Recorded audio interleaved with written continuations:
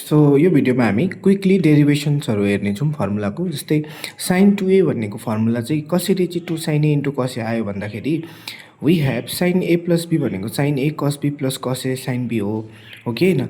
So यदि हामीले b को ठाउँमा पनि a नै राख्यो भने यो जुन b छ यसलाई a मान्यौँ भने sin a प्लस b लाई sin a प्लस a लेख्दा हुन्छ। त्यहाँदेखि यो फर्मुलामा यदि अपरेट गरिदियो भने sin a cos b को ठाउँमा पनि a नै छ, sin a cos b plus cos a sin b। So यसलाई त हामीले sin a cos a sin a cos a भन्यो भने कतिवटा sin a cos a त 2 sin a cos a भनेर यति प्रुभ गर्न सक्छौँ। सो यो हामीले एउटा फर्स्ट फर्मुला डिराइभ गरिसकेको छौँ। cos 2a को फर्मुला पनि सेम त्यसरी नै cos 2a भनेको cos a plus a। So cos a plus b को थाहा छ हामीलाई cos a cos b minus sin a sin b हो, तर b को ठाउँमा पनि a नै लेख्नुपर्छ। So cos a into cos a cos square a sin a into sin a sin square a भयो। त्यसैले cos 2a भनेको cos square a minus sin square a भयो। ओके, अगेन cos 2a भनेको हामीलाई थाहा भयो कि cos square a minus sin square a भयो। सो यदि यहाँ भएको जुन यो cos स्क्वायर a छ यसलाई मैले 1 माइनस sin स्क्वायरमा चेन्ज गरिदियो भने, किनकि यो पछाडिको बस माइनस sin स्क्वायरलाई एज इट इज छोडिदिएँ है, तर cos स्क्वायर a भनेको चाहिँ कति हो त 1 माइनस sin स्क्वायर a हो। ओके, यो हामीलाई 9 इभन त्योभन्दा सानो क्लासदेखिको पढेको हामीले cos स्क्वायर a भनेको 1 माइनस sin स्क्वायर a हो। यो माइनस sin स्क्वायर यहाँ हियर एज इट इज, त्यही कारणले 1 माइनस 2 sin स्क्वायर a भयो। Therefore cos 2a equal to 1 minus 2 sin square a। Similarly cos 2a भनेको cos square a minus sin square a हो। अब चाहिँ यो माइनस sin स्क्वायरलाई चेन्ज गर्ने, माइनसलाई बाहिर राख्यो, sin स्क्वायर a भनेको 1 माइनस cos स्क्वायर a हो, minus into 1 minus 1 minus minus plus.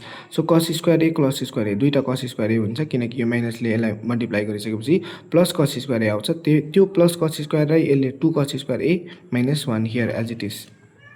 Okay, so let's see this Carnot formula also। 1 plus cos 2a is equal to 1 plus cos square a minus sin square a छ। So यसलाई चाहिँ हामीले कति लेख्न सक्दो रहेछौँ त 2 cos square a। 1 minus cos 2a लाई कति लेख्न सक्दो रहेछौँ 2 sin square a। Okay, simply यही फर्मुलाहरूलाई यसलाई नै यताउता गरेर हामीले डिराइभ गरेको हो। ओके, सो नेक्स्ट चाहिँ tan 2a को फर्मुला त्यसरी नै tan a प्लस a गरिदिने, tan 2a लाई tan a प्लस b को फर्मुलामा अपरेट गरिदिने, माथि tan a प्लस a ले 2 tan a, मुनि भयो 1 minus tan a into tan a ले tan square a। Therefore tan 2a भनेको 2 tan a by 1 minus tan square a। Okay, so त्यसरी नै tan 2a को फर्मुला निकालिसक्यौँ। अब sin 2a को formula in terms of tan a, sin 2a भनेको 2 sin a into cos a हो, त्यसको मुनि एउटा 1 कन्सिडर गर्न सक्छौँ। त्यो 1 लाई cos square a plus sin square a भन्न सक्छौँ। Dividing numerator and denominator by cos square a गऱ्यो भने cos स्क्वायर a ले न्युमिनेटर र डिनोमिनेटरलाई डिभाइड गर्ने। कसको भन्दाखेरि यसको न्युमिनेटर भनेको cos स्क्वायर a ले डिभाइड गऱ्यौँ, cos square a plus sin स्क्वायरको न्युमिनेटरलाई पनि cos स्क्वायर a ले डिभाइड गरेको इच एन्ड एभ्री टर्ममा। ओके, सो माथि cos स्क्वायर र यो cos काटिएर कति मात्रै बस्छ, एउटा cos मात्रै बस्छ। त्यो cos र यो sin बाई त्यो cos ले कति भयो त tan भयो 2 tan a। अगेन तल चाहिँ यो cos स्क्वायर काटेर 1 आयो यहाँ, यो plus as it is plus, and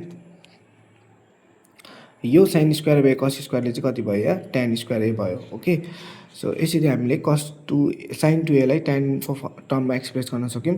अब cos 2a भनेको cos square a minus sin square a by 1 cos square a minus sin square a, 1 भनेको cos square plus sin square हो, डिभाइडिङ cos स्क्वायर a ले गऱ्यो भने okay सबै टर्मलाई cos square a ले divide भएको छ। cos स्क्वायर काटेर 1 बस्यो, यो minus minus sin square a by cos square a tan square a, cos square a यो sin square a by cos square a tan square a यो 1 भयो। Okay, so cos 2a भनेको 1 minus tan square a divided by 1 plus tan square a।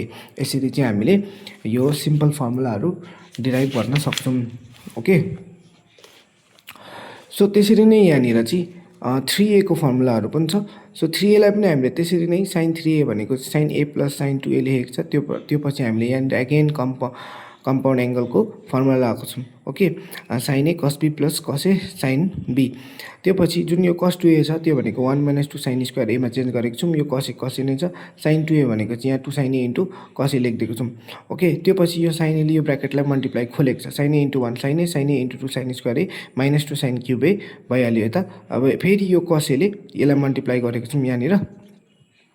So यो के भयो भने नि यो cos a ले यो cos स्क्वायरलाई जब मल्टिप्लाई गर्छ त्यो cos स्क्वायर a भयो, त्यो cos स्क्वायरलाई चाहिँ फेरि यहाँनिर केमा चेन्ज गरेको छ साइनमा 1 माइनस sin स्क्वायर a मा चेन्ज गरिदिएको छ। Okay, so 2 sin a into 1 2 sin a, त्यो पछि चाहिँ 2 sin a into minus 2 sin cube a। Okay, त्यो पछि यहाँ भएको टर्म्सहरूलाई मिलाएर हामीले कति निकाल्न सक्छौँ त sin 3a = 3 sin a - 4 sin cube A. So -2 sin cube A -2 sin cube एले कति भन्नु -4 sin cube A 2 sin a अनि यो sin a ले चाहिँ 3 sin a भएको हो कि। सो मैले यहाँनिर अलिक छिटो भनिदिएँ भने यो स्टेपलाई चाहिँ तपाईँले cos a × cos a cos square a भएको थियो, त्यो cos स्क्वायर a लाई चाहिँ 1 - sin स्क्वायर a मा चेन्ज गरेको हो। Okay, so similarly cos 3a लाई पनि त्यही प्याटर्नमा गरेको छ र इभन tan 3a लाई पनि त्यही प्याटर्नमा डिराइभ गरेको छ। a + 2a लेखेको छ, a + b मा ट्रिट गर्यो त्यसलाई। त्यहाँदेखि जुन tan 2a छ यो tan 2a लाई फेरि 2 tan a / 1 - tan square a treat गरेको छ।